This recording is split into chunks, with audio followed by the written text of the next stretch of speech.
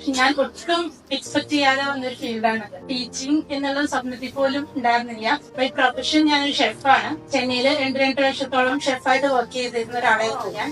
അത് കഴിഞ്ഞ് മാരേജ് ആയി, കല്യാണം കഴിപ്പിച്ച് അയച്ചു. പക്ഷെ എന്നിട്ടും കുറെ കാലം ഓൾമോസ്റ്റ് 1 ഇയർ പേസ്ട്രി ലെവലിൽ ഞാൻ വർക്ക് ചെയ്തു എറണാകുളത്ത്. അത് കഴിഞ്ഞ് സെക്കൻഡ് ഡെലിവറിക്ക് ശേഷം ചുമ്മാ വീട്ടിലിരിക്കുമ്പോഴാണ് സ്വീറ്റ്സിന്റെ ആഡ് ഞാൻ ഫേസ്ബുക്കിൽ കാണുന്നത്. അങ്ങനെയാണ് വേണോ എടുക്കണോ വേണ്ടോ ഒരുപാട് പ്രാവശ്യം അങ്ങോട്ടും ഇങ്ങോട്ടും പലരോടും ചോദിച്ചിട്ടും ഒക്കെയാണ് ശരി ചെയ്ത് കളയാം, ചുമ്മാ എന്താവും അറിയാലോ എന്നുള്ളൊരു ഫ്രാങ്കായിട്ട് പറയാണ്. ഒട്ടും ടീച്ചർ ആവണം എന്ന് പോലും ചിന്തിക്കാതെ ഞാൻ ഓപ്റ്റ് ചെയ്തൊരു കോഴ്സാണിത്. അതിനുശേഷം ക്ലാസ് എടുത്തു, ട്രെയിനിങ് തുടങ്ങി. ട്രെയിനിങ് കഴിഞ്ഞു.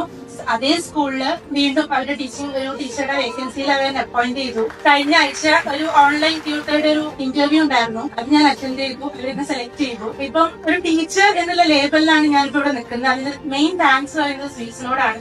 കാരണം ടീച്ചിങ്ങിന്റെ ABCD അറിയാതിരുന്ന എനിക്ക് ദേവി മാമിന്റെ ക്ലാസ് നിങ്ങൾക്ക് എല്ലാവർക്കും അറിയാം, അത്രയും ഇമ്പാക്ട്ഫുൾ ആയിരുന്നു. മാം നമുക്ക് തരുന്ന കോൺഫിഡൻസ്, അതുപോലെ ബാക്കി എല്ലാ ടീച്ചേഴ്സിന്റെയും നമ്മുടെ ടീച്ചറായിട്ട് എങ്ങനെ മാറണം എന്ന് നമുക്ക് തരുന്ന അഡ്വൈസസ് ഒക്കെ അത്രത്തോളം ഉൾക്കൊണ്ടിട്ട് മുന്നോട്ട് ഇറങ്ങാൻ കഴിഞ്ഞതുകൊണ്ട് മാത്രമാണ് ഇന്ന് ടീച്ചറായിട്ട് എനിക്ക് ഇവിടെ നിൽക്കാൻ പറ്റിയത്. അതിന് മെയിൻ താങ്ക്സ് സ്വീറ്റ്സിനോടാണ്.